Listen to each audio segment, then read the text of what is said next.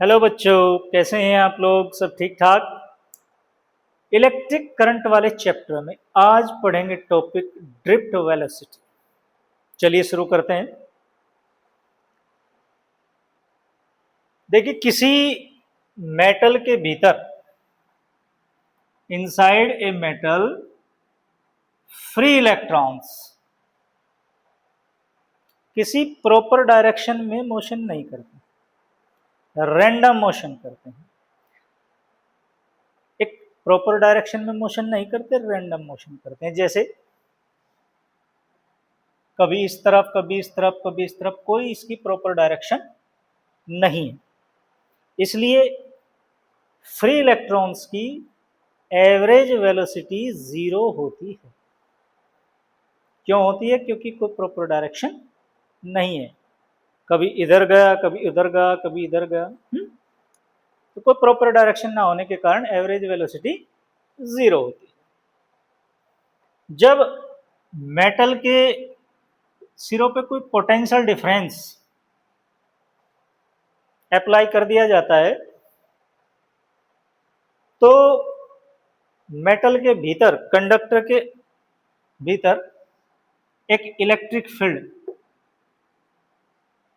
Create हो जाता है और फ्री इलेक्ट्रॉन्स इलेक्ट्रिक फील्ड की अपोजिट डायरेक्शन में एक फोर्स को एक्सपीरियंस करते हैं। एक फोर्स लगता है F equals to Q E, electric force F equals to Q E. इस फोर्स के कारण ये सभी इलेक्ट्रॉन्स एक प्रॉपर डायरेक्शन में मोशन शुरू कर देते, जिससे उस कंडक्टर में इलेक्ट्रिक करंट क्रिएट होती है। ये पहली वीडियो में भी हमने पढ़ा था। अब बात करेंगे इसके बाद। जब इलेक्ट्रिक फील्ड कंडक्टर के भीतर क्रिएट हो जाता है, अंदर इसके एक इलेक्ट्रिक फील्ड क्रिएट होता है, तो फ्री इलेक्ट्रॉन पे फोर्स लगता है। और जब फोर्स लगेगा तो फ्री इलेक्ट्रॉन की वेलोसिटी पर सेकंड इंक्रीज करना शुरू करेगा। ये फोर्स इस पूरे कंडक्टर के भीतर उस पर लगेगा, तो होना ये चाहिए कि पर सेकंड फ्री इलेक्ट्रॉन की वेलोसिटी बढ़ती रहनी चाहिए। इलेक्ट्रॉन को एक लार्ज वेलोसिटी मिल जानी चाहिए, पर ऐसा नहीं होता। क्यों? जब ये फ्री इलेक्ट्रॉन एक्सुलेटेड होता है तो कंडक्टर में जो पॉजिटिव आयंस हैं ये उससे कोलाइड करता है। जैसे ही इलेक्ट्रॉन एक्सुलेट हुआ, पॉजिटिव आयन से कोलाइड करेगा तो जितनी एनर्जी गेन की थी उसको लॉस कर देगा, और ये एनर्जी लॉस होगी। फिर क्योंकि इलेक्ट्रिक फील्ड तो कंडक्टर के अंदर क्रिएट है, लगा हुआ है, ये इलेक्ट्रॉन फिर एक्सलेट होगा और फिर दूसरे पॉजिटिव आयन से जा टकराएगा, फिर तीसरे से टकराएगा। इस तरह जब फ्री इलेक्ट्रॉन मेटल कंडक्टर्स के अंदर मूव करता है तो बार बार वो पॉजिटिव आयन से कोलाइड करता रहता है, जिससे उसकी वेलोसिटी बार बार जीरो होती रहेगी, बढ़ेगी फिर जीरो, बढ़ेगी फिर जीरो। इस तरह इस कंडक्टर में ट्रेवल करने के दौरान फ्री इलेक्ट्रॉन्स एक छोटी सी एवरेज वेलोसिटी ही गेन कर पाता है, जिसे हम कहते हैं ड्रिफ्ट वेलोसिटी, जिसे कहा जाता है ड्रिफ्ट वेलोसिटी।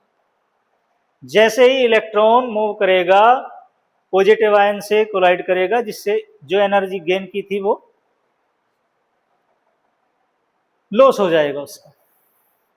फिर दोबारा एनर्जी गेन करेगा, फिर टकराएगा, फिर लॉस होगा। कितना फोर्स लगता है इलेक्ट्रॉन पे? F equals to small E, into capital E. Minus sign ये इंडिकेट करता है कि फोर्स जो लग रहा है फ्री इलेक्ट्रॉन्स पर वो इलेक्ट्रिक फील्ड की अपोजिट डायरेक्शन में। और according to Newton second law, इस फोर्स के कारण एक एक्सेलरेशन फ्री इलेक्ट्रॉन्स में आ जाएगा, तो इलेक्ट्रॉन एक्सेलरेट होगा। एक्सेलरेट होने का मतलब है पर सेकंड उसकी वेलोसिटी इंक्रीज करना। बट ऐसा नहीं होगा। क्यों नहीं होगा? क्योंकि वो पॉजिटिव आयन से कोलाइड कर जाता है, फिर दोबारा कोलाइड कर जाता है। तो पूरी कंडक्टर में जर्नी के दौरान वो एक स्मॉल एवरेज वेलोसिटी को ही गेन कर पाता है, और इस वेलोसिटी को कहा जाता है ड्रिफ्ट वेलोसिटी। क्लियर बच्चों?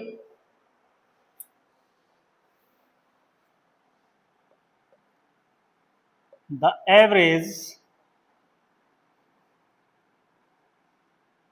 velocity with which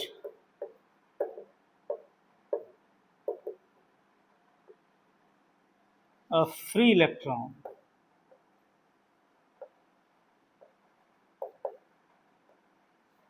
with which the free electrons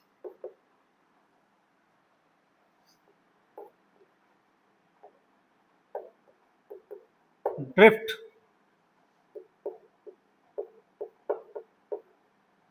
inside a conductor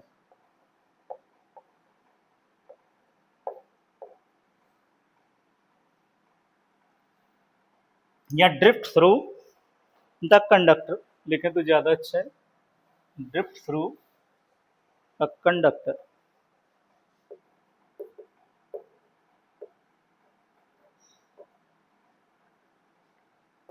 is called drift velocity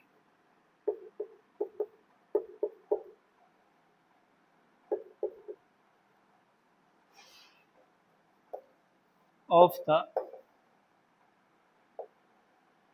electrons.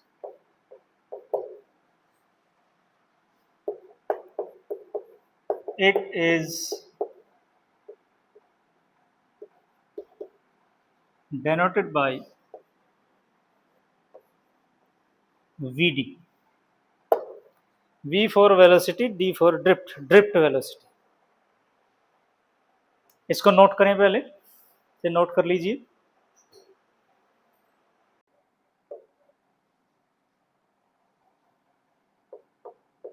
In a state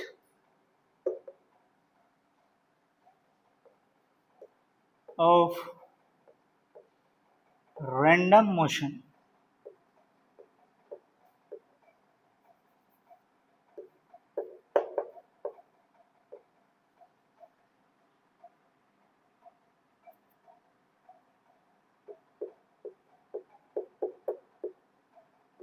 inside a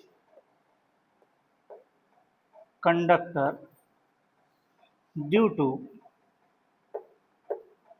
thermal energy,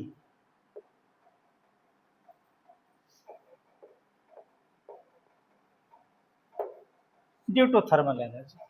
ये जो रैंडम मोशन होती है ये थर्मल एनर्जी के कारण होती है। If small u1, small u2,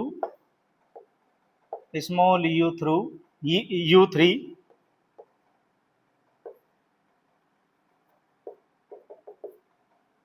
और small un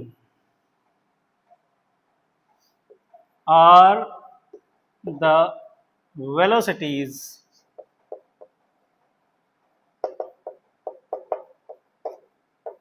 of capital N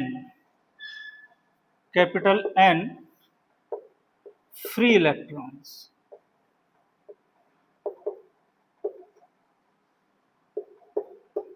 Then the average velocity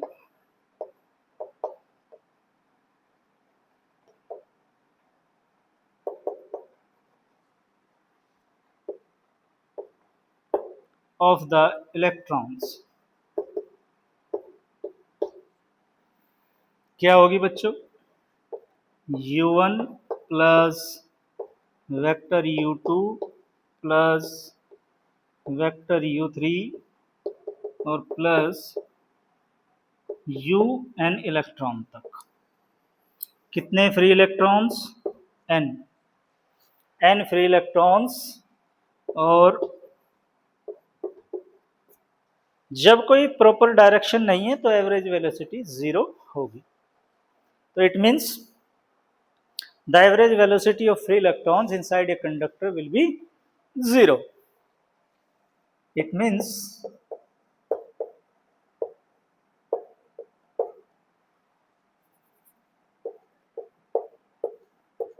the average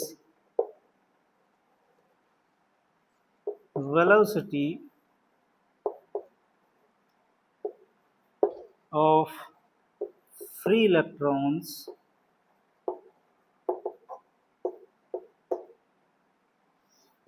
inside a conductor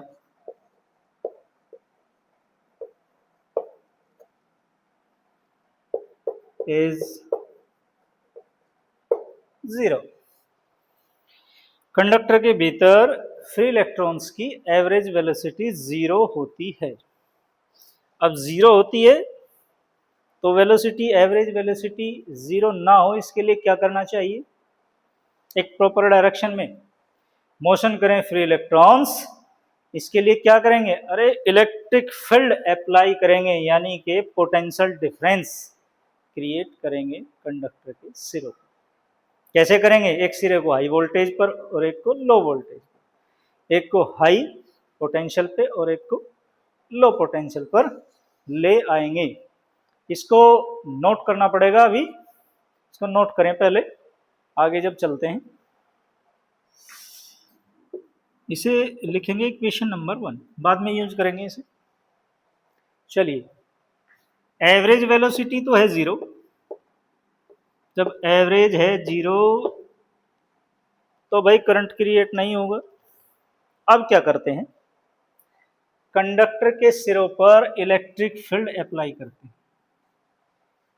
conductor के अंदर इलेक्ट्रिक फील्ड क्रिएट करते हैं, यानी कि कंडक्टर के एंड्स पे, सिरों पे पोटेंशियल डिफरेंस अप्लाई करते हैं। अप्लाई करते हैं तो कंडक्टर के भीतर इलेक्ट्रिक फील्ड क्रिएट होगा, और जब इलेक्ट्रिक फील्ड क्रिएट होगा, इलेक्ट्रॉन इलेक्ट्रिक फील्ड की अपोजिट डायरेक्शन में मोशन करेंगे, यानी कि फ्री इलेक्ट्रॉन एक प्रॉपर डायरेक्शन में मोशन करना शुरू करेंगे। When an electric field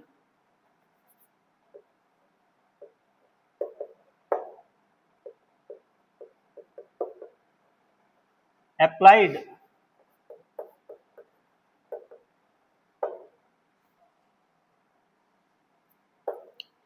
the free electrons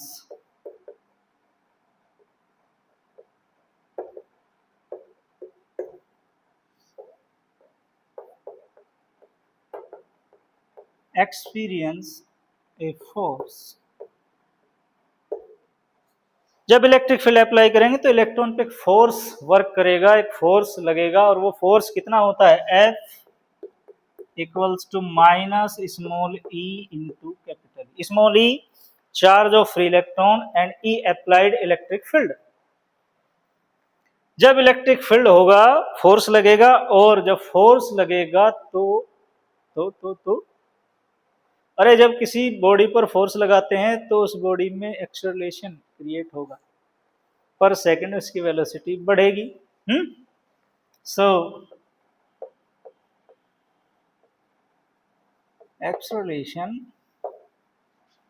due to this force,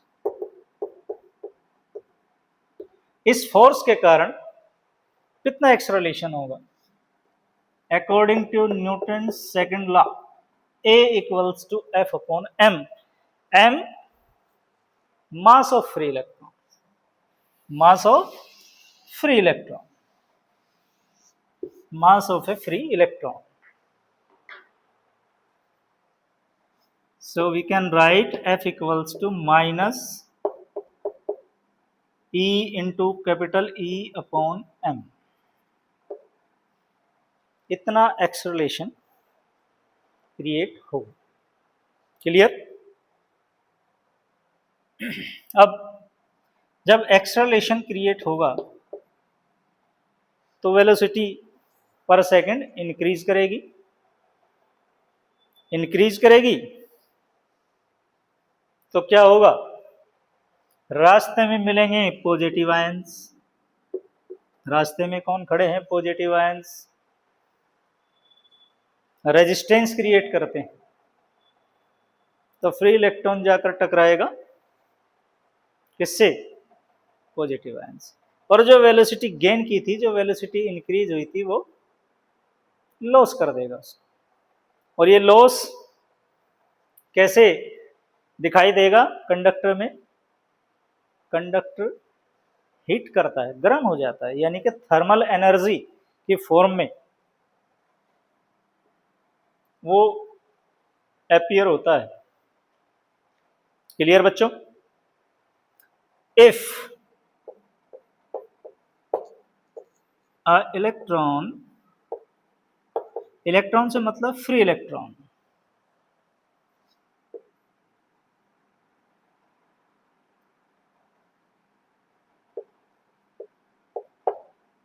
moves for a time t1 before next collision.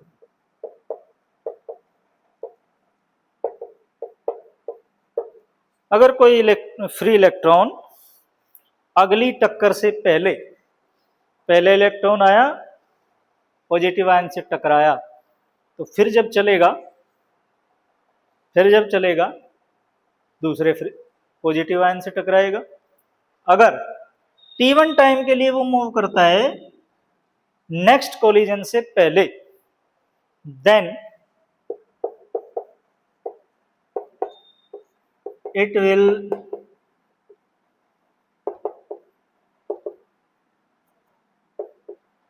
attain a velocity.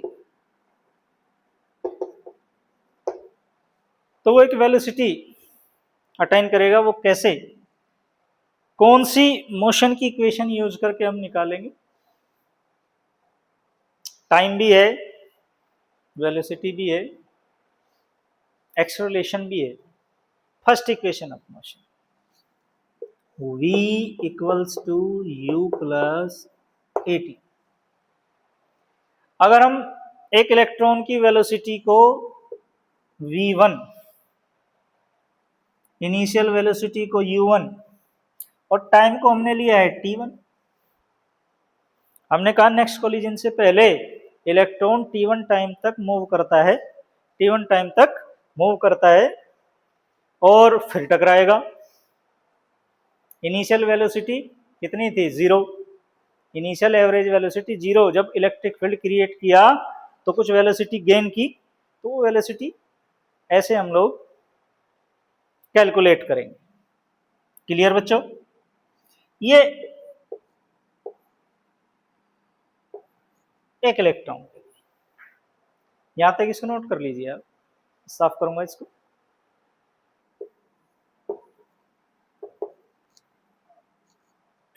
Similarly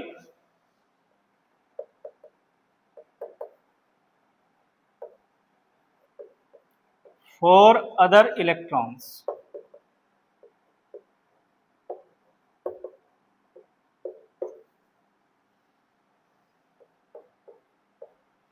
v2 equals to u2 plus a t2। अगर दूसरा electron t2 time के लिए accelerate होता है तो वो इतनी velocity attain करेगा। पहला इलेक्ट्रॉन t1 टाइम के लिए एक्सेलरेट हुआ, हमने यहां मूव लिख दिया था तो वहां एक्सेलरेट कर सकते हैं। If A electron accelerate for time t1, second electron accelerates for time t2, और अगर थर्ड इलेक्ट्रॉन कितने टाइम के लिए एक्सेलरेट होता है? T3 टाइम के लिए। तो इसी तरह हमने फ्री इलेक्ट्रॉन्स कितने लिए, n फ्री इलेक्ट्रॉन्स। तो n जो इलेक्ट्रॉन्स होंगे वो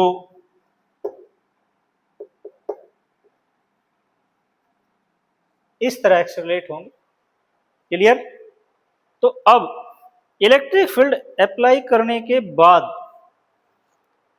वेलोसिटी कितनी होगी, एवरेज वेलोसिटी कितनी होगी, उसको निकालने के लिए इनका एवरेज निकालेंगे, और वही जो average velocity, small average velocity निकलेगी, जो हम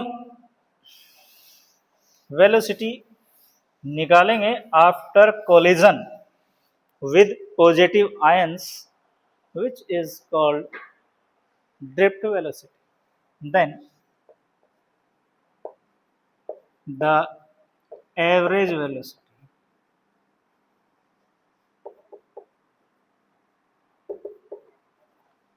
or drift velocity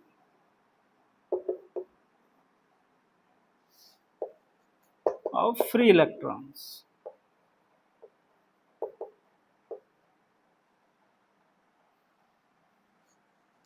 जिसको हम कहते हैं Vd, that is V1 plus V2 plus Vn, और n फ्री इलेक्ट्रॉन्स हैं तो फिर n से डिवाइड करेंगे। V1 मतलब U1 plus AT1, V2 मतलब U2 प्लस AT2, और कहां तक, n electrons, UN plus ATN।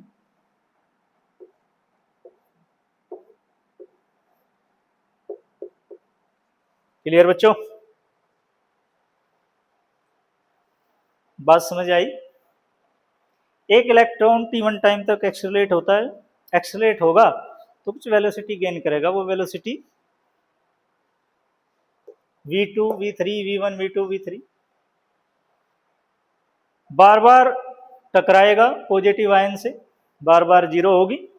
तो एक्चुअल वेलोसिटी निकालने के लिए, एवरेज वेलोसिटी निकालने के लिए जितने फ्री इलेक्ट्रॉन्स हैं उनसे हम इसे डिवाइड करेंगे, n फ्री इलेक्ट्रॉन्स हमने कंसिडर किए थे तो हमने इसको n से डिवाइड कर दिया। क्लियर? तो आगे चलते हैं, इसको हटा देते हैं इसे।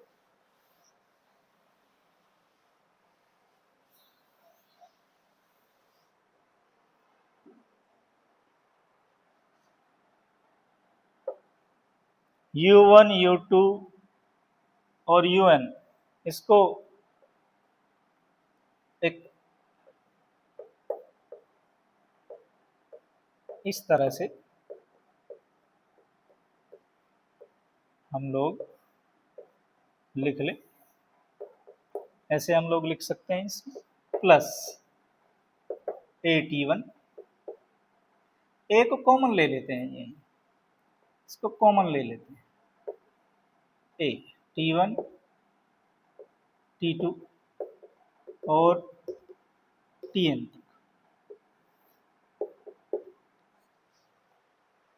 क्लियर बच्चों? फ्रॉम इक्वेशन 1 ये value 0, initial average velocity, initial average velocity of free electrons is 0 from equation 1, initial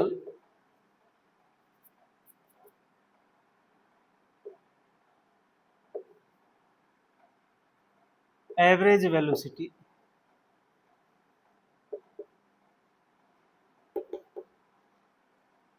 of free electrons is 0, तो ये टर्म हो गई zero, that is zero plus आपके पास क्या बचा, a इंटू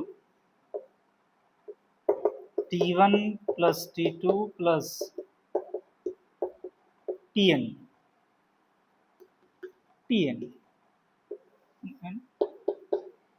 ये तो टाइम का भी एवरेज, पहले t1 टाइम के लिए फिर t2 टाइम के लिए एक्सेलरेट होता है। तो देखो ये वो टाइम है जिसमें ये किसी पॉजिटिव आयन से टक्कर नहीं मारता, किसी पॉजिटिव आयन से टक्कर नहीं मारता। देखिए कैसे, यहां से इलेक्ट्रॉन चला, पॉजिटिव आयन से टकराया, जो ये डिस्टेंस है, इस दौरान ये किसी भी पॉजिटिव आयन से कोलाइड नहीं करता। जब यहां से यहां तक एक्सेलरेट होगा तो इस बीच में इसने किसी पॉजिटिव आयन को टक्कर नहीं मारी है, इस टाइम के बाद मारेगा। हमने कहा a electron accelerate for a time t1, यानी t1 टाइम के दौरान तो वो एक्सेलरेट हुआ, इसके बाद टक्कर मारी, t1 टाइम के बाद दूसरे इलेक्ट्रॉन से टक्कर मारी। तो ये जो एवरेज टाइम है इसको रिलैक्सेशन टाइम तो कहते हैं, रिलैक्सेशन टाइम, यानी इस बीच में इसने रिलैक्स किया, टक्कर नहीं मारी, इस बीच में इसने रिलैक्स किया, रिलैक्सेशन टाइम। और कैपिटल एन से हमने इसको डिवाइड किया है, तो यह average relaxation time of free electrons. पहले एक इलेक्ट्रॉन आया, पॉजिटिव आयन से टक्कर मारी, फिर टक्कर मारने के बाद फिर इलेक्ट्रिक फील्ड के कारण फोर्स एक्सपीरियंस करेगा, वेलोसिटी बढ़ेगी यानी कि एक्सेलरेट होगा। तो एक पॉजिटिव आयन को टक्कर मारने और दूसरे को टक्कर मारने के बीच जो टाइम है that is called relaxation time. Clear?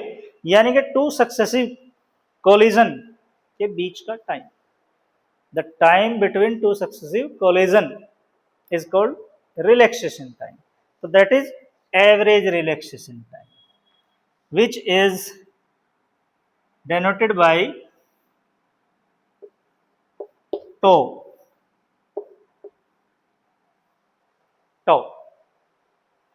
So relaxation time. Relaxation time means the time between two successive collision, दो टक्करों के बीच का समय। तो ये average velocity Vd equals to a tau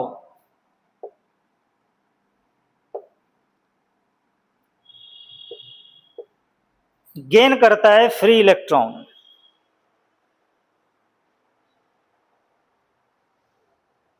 अगर a की वैल्यू पुट कर दें, यहां a की वैल्यू कितनी ली थी हम लोगों ने, minus small e capital E upon m into tau. This is the expression for drift velocity of a free electrons. इसमें थोड़ा चेंज भी कर सकते हैं। जब इलेक्ट्रिक फील्ड कैसे अप्लाई किया, यानी कि यहां हमने पोटेंशियल डिफरेंस लगाया, और अगर इसकी लेंथ, इस कंडक्टर की लेंथ को हम स्मॉल l मान लें, तो फिर E को हम इस तरह से भी लिख सकते हैं, E की value V upon L, E की वैल्यू V अपॉन L। अगर स्मॉल l लेंथ का कंडक्टर है और V पोटेंशियल डिफरेंस आपने अप्लाई किया है, that is E equals to V upon L। If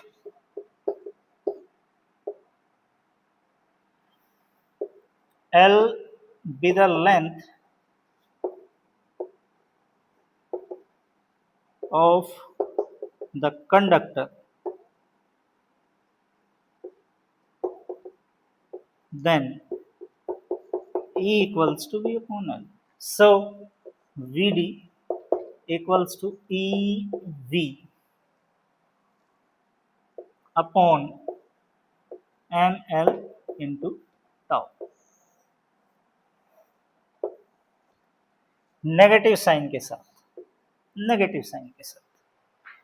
clear बच्चों?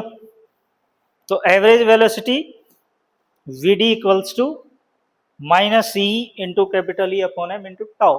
tau, what is tau? Tau is relaxation time. Tau is relaxation time.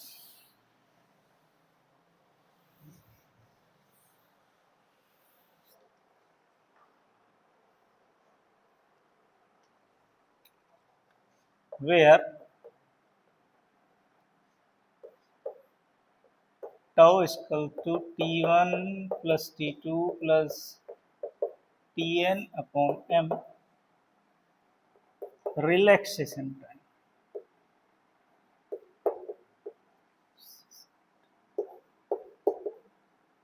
Relaxation time. Clear students? आशा करते हैं कि समझ में आया होगा अच्छे से कैसे ड्रिफ्ट वेलोसिटी के लिए हमने फॉर्मूला ड्राइव किया। अगर आपको वीडियो अच्छी लगी हो तो इसे लाइक और सब्सक्राइब जरूर कर दें। मिलते हैं अगली वीडियो में, तब तक के लिए बेस्ट ऑफ।